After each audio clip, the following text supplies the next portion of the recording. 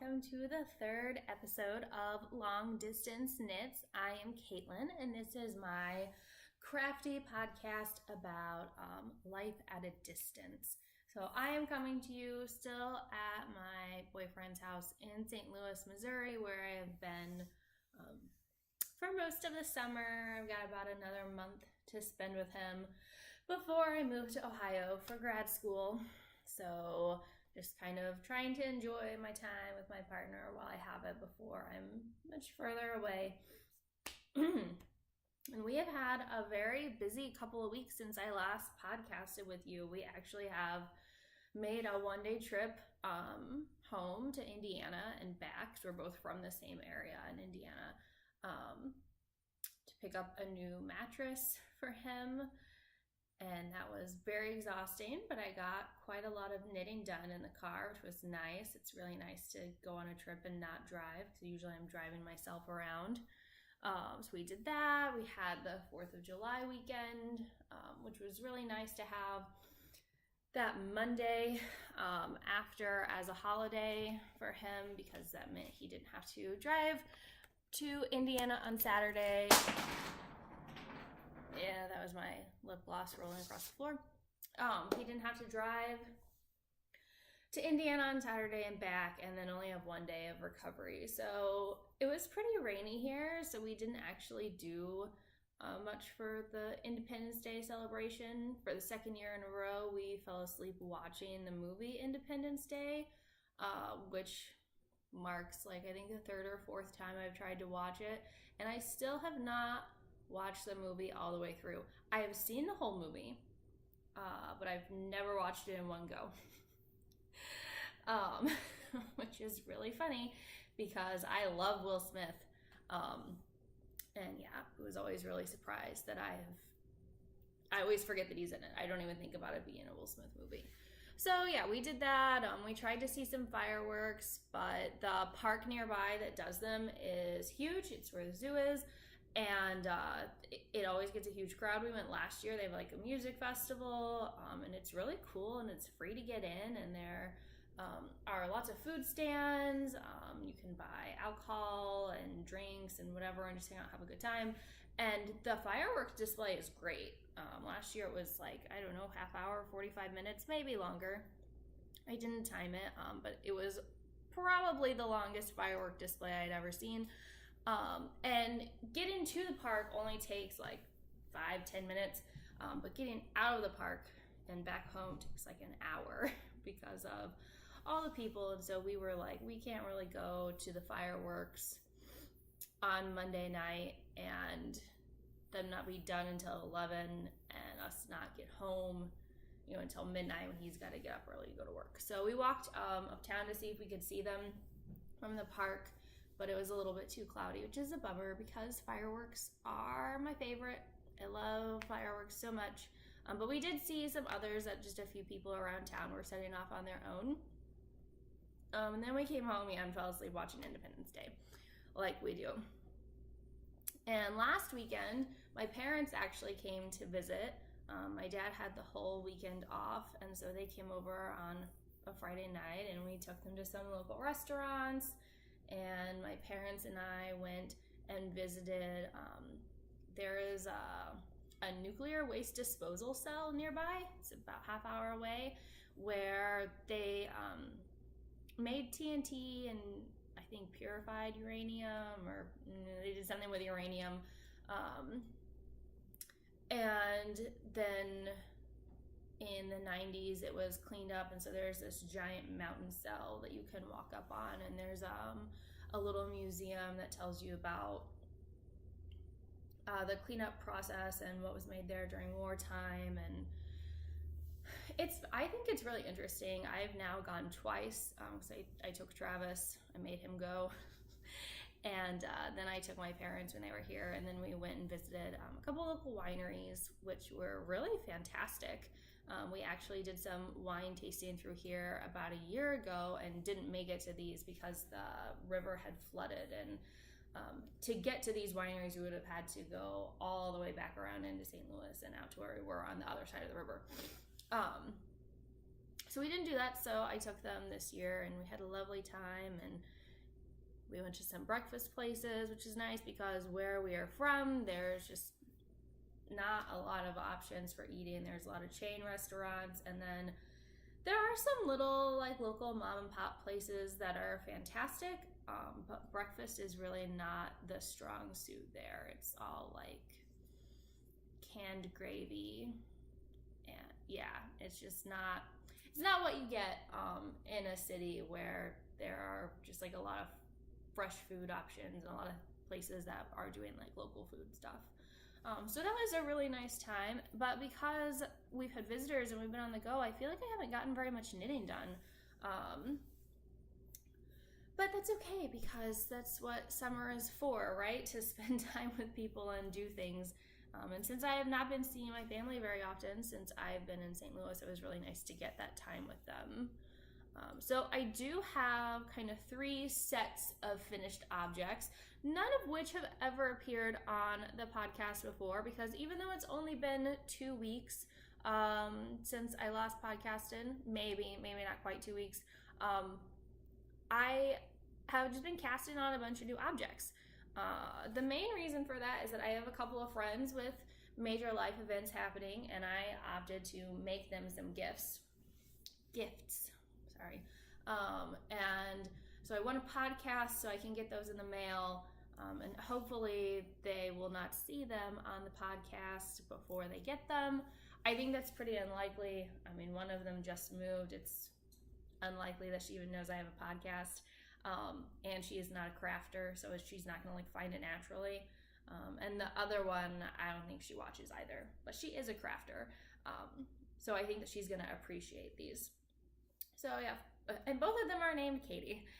So my first friend, Katie, is having a baby, her first little one, and I was not able to go to the baby shower because that's when my parents were visiting us in St. Louis. And so I decided to whip up a couple of things to send to her. And the first one is an owl diaper and wipe case that I actually found on Ravelry and purchased like maybe a month ago. It is by Melissa Shashwari, and it is knit in a bulky weight. And I found it when I saw that her and another designer were doing like a 50% off summer sale. And so I bought a sweater pattern that I think I talked about last time, and I bought this diaper and wipe case pattern. And so I knit it up in Lion Brand Lion's Pride wool spun. This is the peacock colorway, which sometimes looks a little more green and sometimes looks a little more tealy. But this actually was a super fast and really fun knit. It did not, I mean, I knit it in just like 2 or 3 hours, watching Star Trek Deep Space Nine one afternoon. And I probably would have finished it in one day if I hadn't needed to block it before I could seam it up. And I'm glad that I did block it out, because I think that it did make seaming a lot easier. And you can see the little stockinette sides are still kind of pulling in a little bit. And that was all rolling a whole lot more before I wet it. I didn't do a ton of blocking. I just got it a little damp and laid it out and pinned it so that kind of all the sides were even and the 2 panels were about the same length.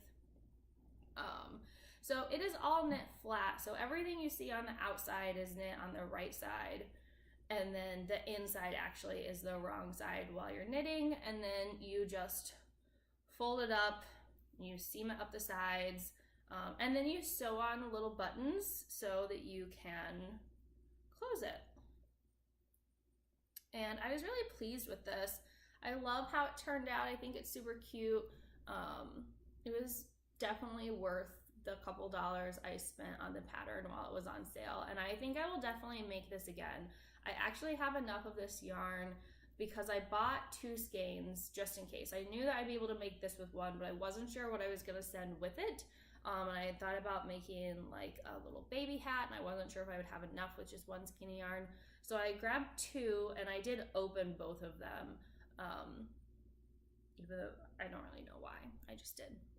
So I have leftover yarn that I'll be able to make at least another one of these, and probably another one of the next thing I'm going to show you. So this is super cute. I really love it. She's going to be able to put like a couple diapers or some wipes or whatever, or use it for whatever she wants. She doesn't have to use it for the baby. She can, you know, just keep it. She can use it as a crochet bag. She's a crocheter, so she can do whatever she wants with it, but I hope that she loves it. They have kind of a woodland theme going on for their little one, I believe, so I think that the owls will fit in nice. Plus I think it's cute. And so then I was super excited when I was looking for stuff that I can make in one skein of like bulky weight yarn for a baby, because I found this little owlie diaper cover. And so I bought this pattern because I thought, how cute, they'll go together. This will make like a cute little photo op. And I did not love knitting this quite as much. This is called, I think it's just called the Owl Diaper Cover. It is by Sarah Gresbach, and it's knit in the same yarn with the same buttons. And it is just, you cast on here at the front, you do some shaping, you knit around, you knit out, then you knit the little pattern, and you add some ribbing. And I really like the pattern itself, but I did not think it was written the most effectively. And part of that could be that I'm just really scrutinous about how things are drafted because I am a composition teacher.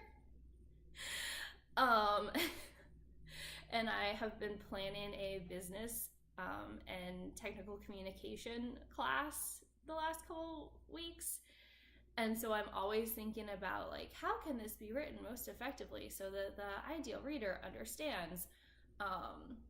And yeah, it's hard for me to believe that I'm not the ideal reader because I'm not really a beginner knitter, but there were some things that I struggled with that I feel like I should not have struggled with while making this. Yeah, maybe that was me, maybe that was the pattern, but there are not a lot of projects with this. Not a lot of people have made this pattern, and yeah, usually if I'm having trouble with something, I can go to the other projects in Ravelry and find a response or figure out like, oh, someone else struggled with this and this is what I'm doing wrong. But I didn't have that option because there were not very many others of these done. And the ones that were done, like a couple of them were like, oh, I didn't do buttonholes, I didn't do the tabs, I knit this like just in the round, I added a drawstring. So they did not help me very much. So, but in the end, I'm really pleased with them. I don't think that I would have been as frustrated with this pattern if I hadn't paid money for it. But I guess that's kind of the luck of the draw.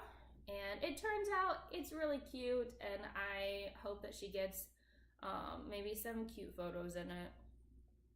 And yeah, I think that she will appreciate these as a fellow crafter, and I think it's very likely that she already got like a lot of bibs and baby blankets and hats. I know she did get one really cool stuffed fox, so that was neat. I have not made a stuffed animal, and this was a big thing because I have never actually really seamed anything, so I was very nervous about it. So that is my first set of finished objects.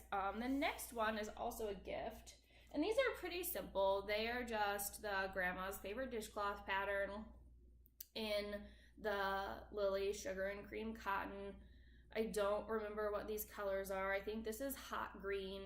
It's really bright and fun, but I can't find the ball band to this anymore, which is sad because I bought it like a week ago and I just knit these last weekend in the car, so I don't know where it's run off to.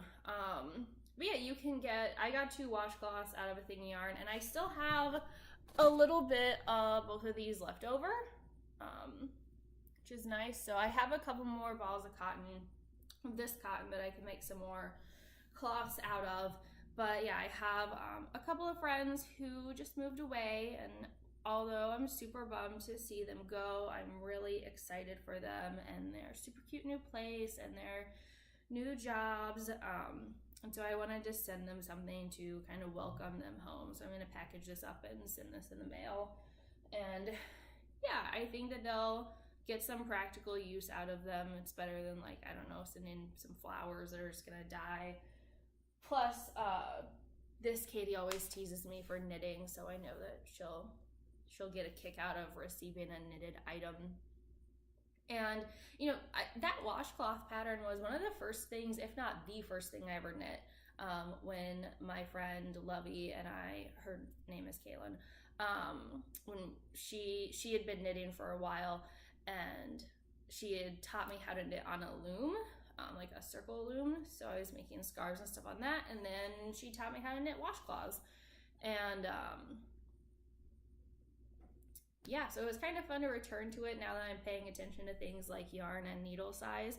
Because when you first start knitting, you don't really think about it. And I just would grab needles that I was comfortable with, which tended to be the larger needles. I think for a while I knit almost everything on a US 10.5. Which works when you're just like making a scarf. It doesn't really matter, your gauge isn't critical. I have tons of scarves that a friend of mine have made me that are like a worsted or a heavy worsted yarn that are made on really large needles, and so they don't have kind of like that squishiness of garter stitch, but they've got, you can see like the elongated stitches, and they're really pretty, and they're very comfortable, and I love wearing them.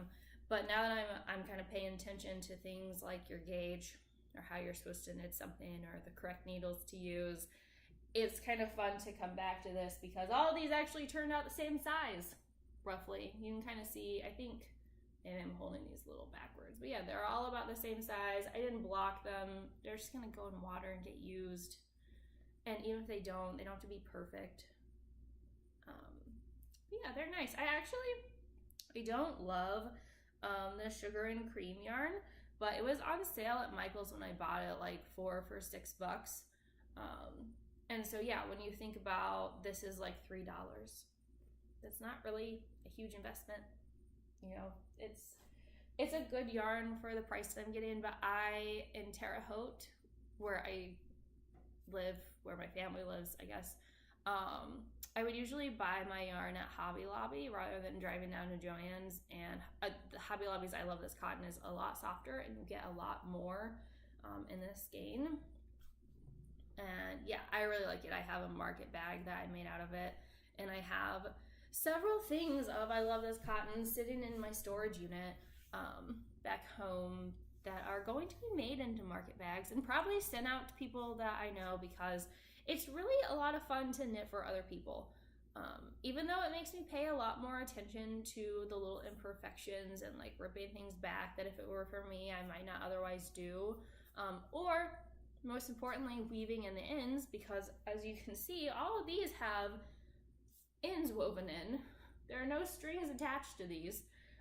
Nothing just hanging out. And my next finished project, which is the thing I've had done the longest, is not the same. There are, in fact, I just turned these right side out because I had them flipped inside out so that I could remember to weave the ends in. And there are a lot of ends, and it is my least favorite step. And it's gonna have to happen to make these wearable because there's just too many strings here. But I have some socks that actually I just wore this last weekend that I put them on. I was standing in the living room weaving the bind off edge in. I didn't cut it, I just kind of wrapped it a few times so that it wouldn't come undone, and then put my socks on, which my boyfriend got a real kick out of, and I wish he had sent me the picture because it's a pretty amusing photo. So these are the most recent socks I have completed. You might recognize this as the Knit Picks Felici Time Traveler, which is great. And if you can still order Knit Picks Felici right now, and if you're not on kind of a yarn diet like I need to be on, maybe just a yarn budget, you should order some because it was a lot of fun to work with. It really is super soft. The colors are nice. I actually ordered this yarn long ago, like months ago, and at the time, what I did not realize was that you really need to order 2 to make matching socks. And I ordered 1, and I didn't really think much about it because yardage wise, it would be enough to make a pair of shorty socks. But the way that the colors repeat, it doesn't work out if you're going to try to make them match, which I had not actually originally planned to do. And then I started winding them into 2 balls so that I could knit them toe up 2 at a time. And so I wound my yarn, and I kind of wound off the first half, and it was a little over half of the thing. It was like 26 or 27 grams, and it was at the end of the colorway repeat, so it was at the gold. And so I stopped and I cut the yarn, and then I wound the next one. And then I started knitting with them at the toes. And I hit the blue on one side a lot sooner than I hit this blue-gray on the other one. And so I tore them out, ripped them back, and lined them up to match, because if they had been like totally off, if one had started on like this blue and one had started on the red, it would not have bothered me. But if it were like all this is white on one, but not on the other one, and just a little off, it would have really annoyed me. So I tore them out and ripped them back, and I started knitting, and I got about halfway, into my second repeat of the basket rib pattern. I think that's what it's called. This is from the Socktacular book by Knit Picks. I got about halfway through the second repeat, and I started thinking, there's no way I'm going to have enough yarn to finish this. I'm going to run out of yarn on one sock and not be sure what to do with it. I'm going to have plenty for the other one. But they were just, once I cut off a big chunk of white off of that second ball, I lost a lot of yardage. So I had already gone to the local yarn store to buy a couple of contrasting colors for socks that I've not worked on, that I've actually ripped out, and I'll tell you more about in a little bit. And so I had grabbed this white yarn, which is Brown Sheep Wildfoot Luxury Sock Yarn in their vanilla colorway. So just a plain white cream, not my favorite yarn, not super soft. I think it is like 75-25 merino nylon. It is not, it's not acrylic. It's not a bad yarn, but it is not nearly as pleasant to work with as the Felici, so I think that I disliked it quite a lot because of that. And I had decided, okay, I'm going to do the heel in this other color, or I'm going to do a different color heel, and that'll save me some yardage, which, hey, looks great. If I had not, been up here knitting when I realized that I was not going to have enough yarn, I would have done the toe in that cream yarn as well. But I did not want to rip out again, because I'd already ripped these back and started over once. And the last socks I had been working on, I ripped out and started over like 12 times. And so I decided to add a line of that white yarn in. And I think that it looks pretty good. You can tell that I've added yarn because we get kind of this little bulge out on it. And I'm sure that'll go away with wear. But it is definitely, there's extra yarn there. And the Wildfoot yarn is a little bit thicker than the Felici yarn, so it wasn't a perfect pairing. I didn't have many options, and I could not go buy more yarn. I just couldn't, and I wanted to finish these, and so I just went with it. And they're pretty comfortable. They are a little bit tighter than other socks that I've made, and I'm not sure if it is the needle size and the number of stitches or the pattern. I used a size 1 US, and I cast on 56 stitches. And as I was knitting this, I kind of remembered that I think last time I used a size 1.5 and cast on 56 stitches. And when I used a size 1 last time, I cast on 64 stitches.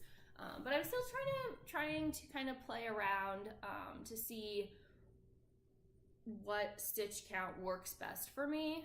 And these actually fit really well over the sock form that I made. Sorry, I was looking around for it. I was thinking it was sitting out, but it is in a binder right now. I actually made like a foot form for the fish, lips, kiss, heel pattern. And so I did try these on them and they fit it really well. So I think that it's going to be just fine. They maybe just need to get some stretch into them.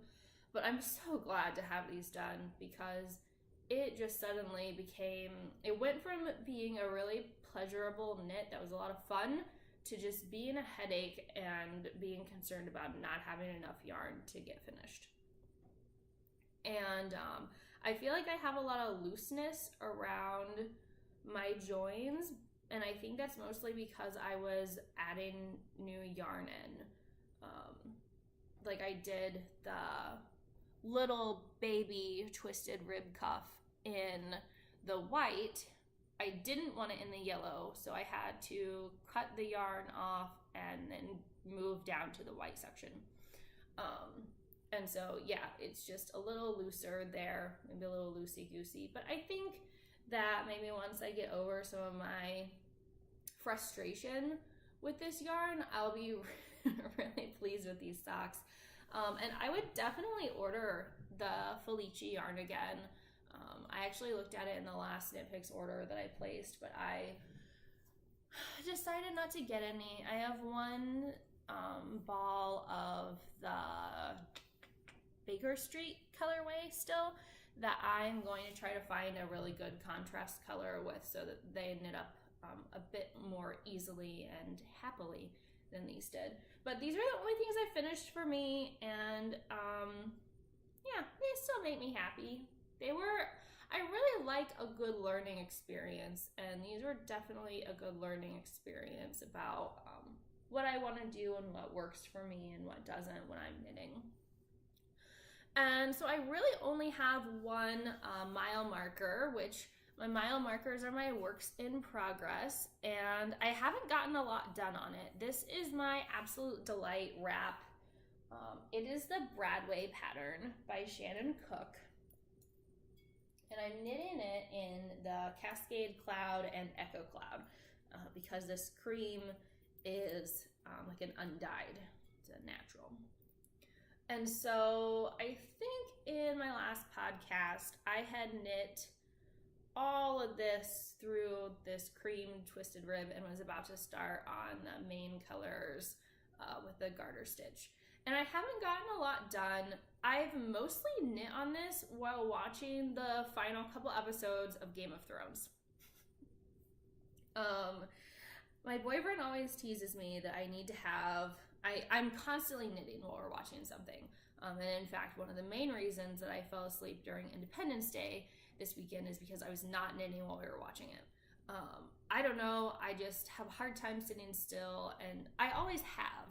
You know, as a kid, I was constantly like doing something or fidgeting, right? If I am not doing something with my hands, I am fidgeting all over. You've probably noticed I'm all over the place.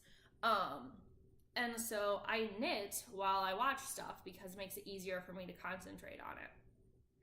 And it also makes it easier for me to watch things that are like a little intense because I'm kind of a chicken. And until this season, I definitely maintained that the reason that I could watch Game of Thrones was because I already knew most of what was going to happen because I've read the books. And so, yeah, Red Wedding, disturbing, but I was prepared for it, right? Was it a little worse than in the books? Absolutely. However, I knew it was coming. I was not taken aback. This season, I don't have that luxury. I don't know what's happening. I have some guesses, right? I consider myself a pretty astute viewer. And so there were a couple of episodes where I could reasonably guess, like, oh, somebody's going to die in this episode. Or even like this person's probably going to die in this episode. But I could not just sit down and watch Game of Thrones and just sit. And this is the perfect thing for that because you don't have to think about it. I think I said last time that in this blue section, which is kind of like a basket weave, I guess. Oh, that's the wrong side anyway. That would help. Which is like a basket weave. And in this twisted rib, I'm constantly kind of looking back to make sure that I am doing the pattern correctly. In the garter stitch section, all you should do is add stitches on the right side in 4 places. And so it is very easy to mindlessly watch, but the rows are getting long enough that it takes several minutes to knit one, not kind of flying through and going back and forth and constantly switching. So it's a really good TV knitting because it's interesting enough that I'm not getting frustrated with knitting it. It's not bored or boring. I guess I'm not bored, but it is easy enough that I can devote all my attention to what's going on the TV screen, which is good because, I was watching this during the Battle of the Bastards and the Winds of Winter episode, and I just knew, like, season 9 or episode 9 is always kind of the biggest and most intense episode of the season. And so I knew I needed to have knitting for that. Also because I love Jon Snow. He has been like one of my favorite characters from the beginning of the books. And I was worried. So I needed something to work on. So this has been fun, but I'm not getting very far into it. I don't even think I'm halfway done yet. I'm still on, the first ball I've wound of all 3 of the colors. And I will need to actually start the second ball for all 3 of those colors anyway. So yeah, I'm enjoying knitting that. It's just not getting a lot of attention. I've been focusing on knitting a lot of smaller things, which is what makes me so bummed about socks, because I did have to cancel one of my knitting trips. And those were the trusty rusty socks that I showed you. Here they are. In my last podcast. They are now just totally wound up and sitting in this bag with the label. I really want to knit them. I love this yarn and pattern, or I love this yarn and this color. I could not find a pattern that I just loved with it, and I tried 3 or 4 before deciding that the problem was that I needed to do a contrast toe. And so I went out and got some of the yarn and then decided that I just needed to set this yarn aside for a while. And I think that's ultimately a very good decision. But I think maybe I need to take a sock hiatus for a little bit and not work on socks for a bit. And that kind of bums me out because they're like the perfect thing to work on because it is warm. We had 3 or 4 days of like beautiful 70-degree weather, but it rained the whole time. But it was really comfortable, and I was like, oh, I'm gonna start a sweater, I'm gonna work on my shawl, and instead I was in the car, so I was doing a lot of little things because I don't really like to carry a big project around with me, especially because we were in my partner's truck, which he drives to work, so it's messy. I want to get in some washcloth yarn, dirty in a truck, whatever. Get in my like really expensive yarn dirty in a truck? I don't think so. And so I really hadn't been working on that kind of stuff. And now that I'm able to work on a bigger project, it's getting warm again and I don't want to work on it. Who wants to be knitting a sweater when it feels like it's 90 degrees outside? And because of that, it's warm in the house, and because we're trying to save money, we're keeping the air conditioning set, not super high. Like, it's not 80 degrees in here, but it is not a comfortable temperature for working with heavy wool yarn, which is a bummer because this past weekend I did the gauge swatch for a flax sweater, and I'm really eager to cast that on so that I'll be able to wear it once it starts getting cool. And I don't know how long it's going to take me to knit. The baby size one took me like a week or 2 maybe, and that was not knitting on it regularly. But yeah, so I don't know how long a full grown-up size one is going to take me. And I'd like to get started on that because it's already July. Like, where did my summer go? It's going to be fall. I'm going to be back in school before I know it. So I have a new section.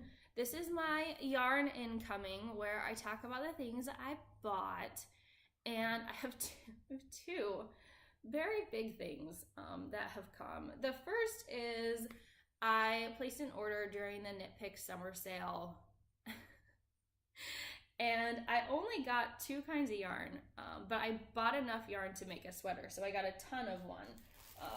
This is actually not all. I have a full bag of this same colorway. And this is going to be my flax sweater. And I bought extra yarn of this for a couple of reasons. I bought enough to hit the recommended amount for my size. And then I thought it would be really cute to have a matching pair of socks, because I'm always wearing like knee-high socks with boots. I don't want to make knee-high socks out of sock yarn. I don't even want to make like full like cuff socks out of sock yarn. I very rarely make something beyond the little shorties I just showed you. I think I only have 1 pair of like tall socks made out of sock yarn. And so I was like, wouldn't it be cute to make a matching pair of socks? And one of the defining things I think of the flax sweater is it has that garter panel down the side. And Tin Can Knits has a matching pair of socks. They call it rye socks, and they are knit and worsted weight. And I thought that would be perfect. So I bought enough to make a sweater and a pair of socks. It'll be super cute.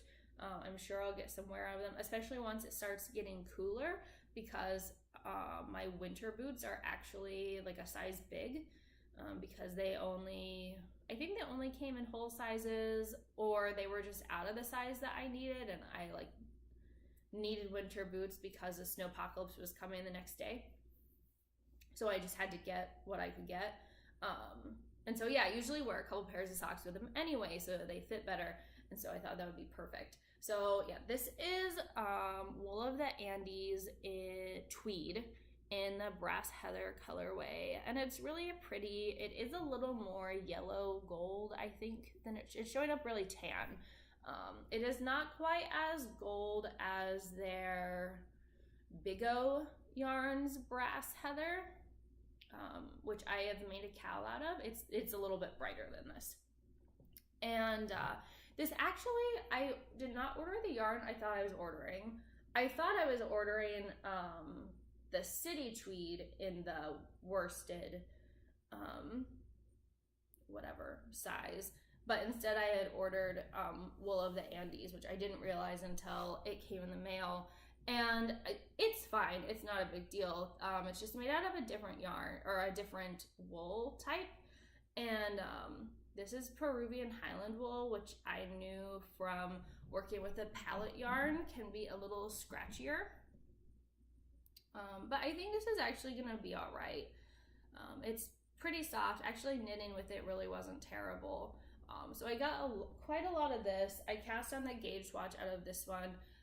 And it is not perfect. I think I should have like a 4x4 square, and mine is 3.5 by 3.5. And so I'm kind of debating what I'm going to do, because I could knit the next size up.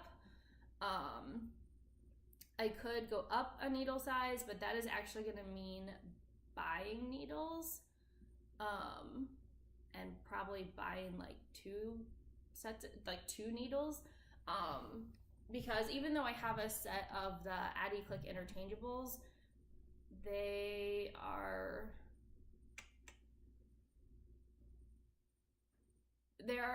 not as great they're not as sharp, I guess. And so I knit the little baby sweater on Xiaogu needles, and that's what I've been making my socks out of. And so they have a bit more flexible cord, and yeah, I couldn't make the gauge swatch on the 9 with my Addy Clicks because the cord is not flexible enough to do magic loop for some reason. Maybe it's just me, maybe I haven't fussed with it enough.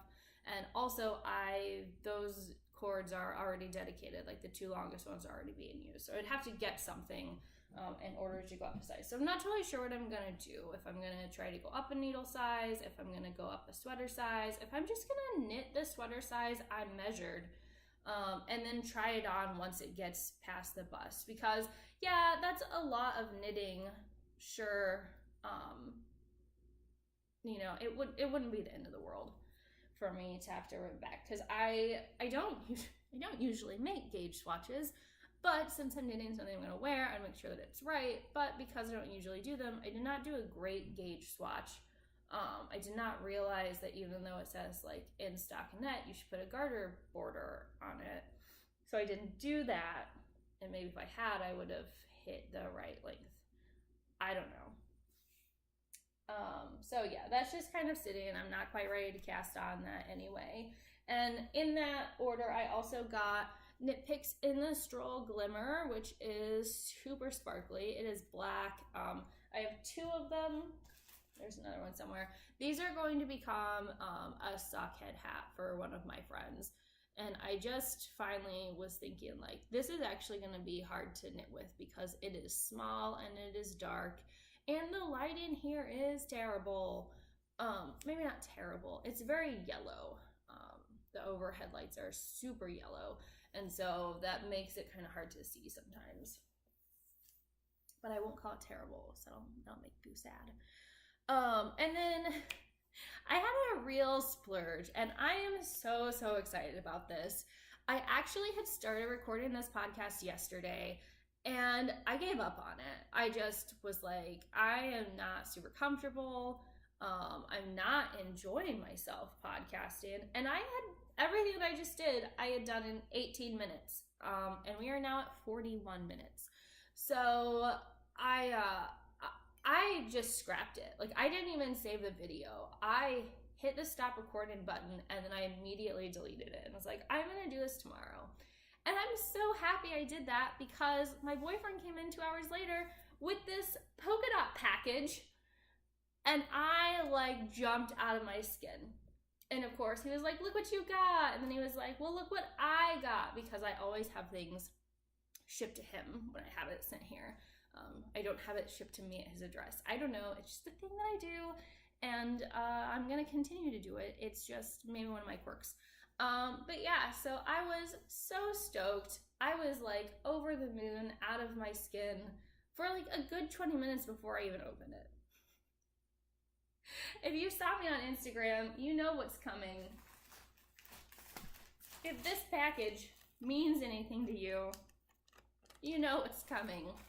I said in my very first episode, I think, that I was going to get a Mrs. Brown's bag by the end of the year. I also said I was going to save money to do it. Only one of those statements was true, because I was really bummed to miss her kit with Yarn Enabler, because I love the Die Another Day podcast as well. And those went up like ninja style while I was at a baseball game with my partner and his family and some friends. And so they were gone out of the shop before I even knew they were available. And so I was on Instagram the next morning, and I saw where Jody had posted that she was going to be updating this Vivid kit on a certain date. So I set an alarm right then. I set a reminder for that day about 15 minutes before that these would be going up. And when that alarm went off, my boyfriend was still at work, even though it was way later. Like, he should have been home 3 hours before that. He was working late. I knew he was working late. He was not like just missing in action. But I was annoyed because he was still at work and I was still home by myself. And I'm kind of whiny. And my alarm went off, and I was just like, well, I'm going to get on and see if I can get one of these. And so I loaded up the Mrs. Brown's Bag website and seriously just refreshed it like every couple minutes until they were there, and then clicked on it and ordered it, and it was on the way. And I am so pumped that I did, because this kit was sold out in like 3 minutes. you know, it's amazing. I'm sure that there were like 50 other people doing exactly what I did. And so I'm so glad that it came, and it is so beautiful, and you know, I'm just really excited about it. I don't know what I'm gonna do with it. I don't know. It's lovely. So, pardon my crinkles. We have Vivid Yarn Studio, which I've never had any of her yarn before. I actually have only ordered indie dyed yarn once before this. This is the colorway Lemonade Stand. It is designed to match the bag, right? It was inspired by the bag. And this is the 80/20 Superwash Merino nylon. It says it's high twist fingering. Oh, it is so pretty. And it's very soft. Yeah, and like these colors just speak to me. I love things that are just really wild and bold. And I keep telling myself, like, Caitlin, you need to start buying more plain clothes so that you can wear them more often. I have like a dozen just really loud, obnoxious patterned things, more than a dozen, like over half my wardrobe is like loud, obnoxious patterns like what you're seeing right now. And you can't wear them, you know, even like within 2 weeks of wearing it. I'm wearing this today. I should not wear this again for like another month because everyone's gonna be like, didn't you just wear that? And so I keep telling myself I need to buy plainer things so they can wear them more frequently and get more bang for my buck because I'm gonna be a broke PhD student very soon. And but then this stuff just speaks to me, right? But if I had just like a plain shirt and I made this into like a shawl, I could wear it with whatever I wanted, right? I could wear it all the time. And that's what I need to start doing. But oh my goodness, you guys. Stunning. Look at this beautiful lemon bag.